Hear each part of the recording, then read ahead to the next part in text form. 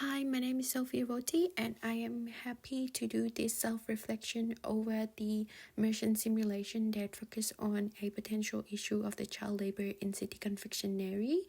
And to start with, I have the table of my content here, and we will go through those main points as we delve into the video.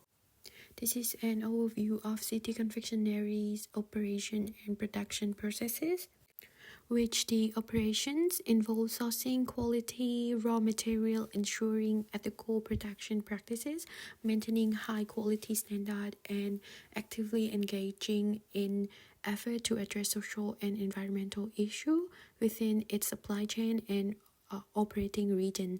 The source of its raw materials, such as cacao bean, come from locally from farmers across different regions of the country. The company takes pride of its unique quality of its product, which is attributed to the specific soil condition in this region. The product process are likely involved in two steps, which are processing of cacao bean and manufacturing. And then furthermore, CT Confectionary likely has stringent quality control measure to ensure the consistency and quality of its product.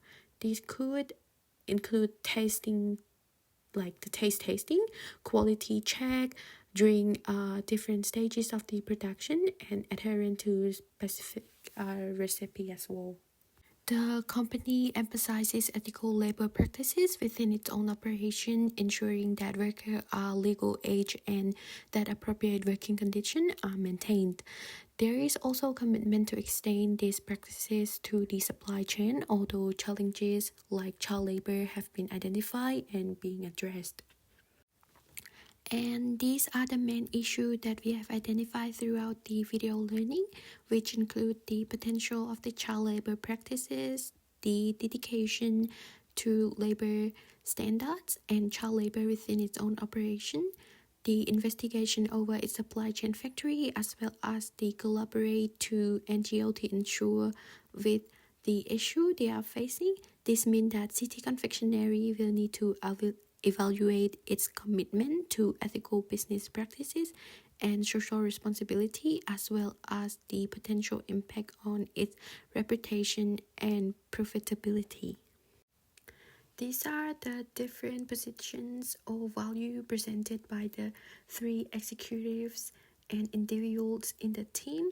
We have CEO or CFO, which respond about financial gain and profitability, CSO about ethical business practices and social responsibility, as well as individual talk about the strong value and belief on ethics. These are the three. So to start with, we have a consequentialist framework. The task force took a consequentialist approach to address child labor in CT Confectionary supply chain, focusing on minimizing harm to affected children. They assessed the company effort to prevent child labor and how it responds to such practices. Additionally, they consider broader impact like reputation and financial stability. The decision on the partnership would be based on evaluating consequences, aligning with the goal, and prioritizing positive outcome. And in duty framework, they underscores fulfilling moral obligation and duties. The task force was dedicated to addressing child labor and ensuring CT Confectionary's value align with those of its suppliers. They assess if the company met its duty and prevent child labor and aim to uphold the company accountability if obligations were not fulfilled. Additionally, the task force recognized the moral duty to prohibit child labor and uphold ethical business standards. And in virtue framework, the task forces focus on International Labour Organization and Australian labour standard reflect a virtue-based perspective emphasizing personal character trait and the impact of the child labor on physical and mental development. They stress the importance of the upholding the standard, implementing measures to prevent the child labor. And of course, we should also delving into the physical, emotional, and psychological impact of child labor on children employed in CT Confectionary. By working too early, it would of course affect to their education, health and safety, as well as physical and mental health, even social development. And responsible leadership is really crucial in ethical decision making, involving leading a business responsibility with consideration for multiple stakeholders. It seeks both financial profit and social purpose, ensuring sustainability for the firm and society, and considering the impact on stakeholder and the environment. So here are the recommendations for Belby Health Snack Limited.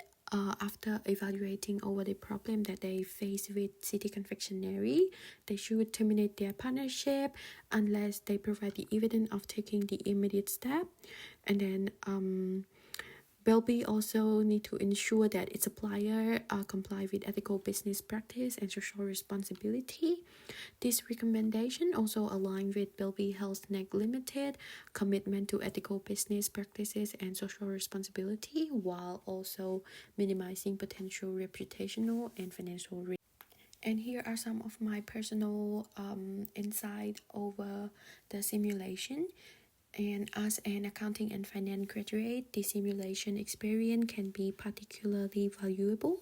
In this field, ethical decision making is critical as professionals are often faced with complex financial situations that require careful consideration of ethic implication. By reflecting on my ethical perspective and understanding how to approach ethical dilemmas, I can better understand and navigate those situations and ethical decisions that align with my value and expectation of my profession. And this is come to the end of my video. Thank you for your listening.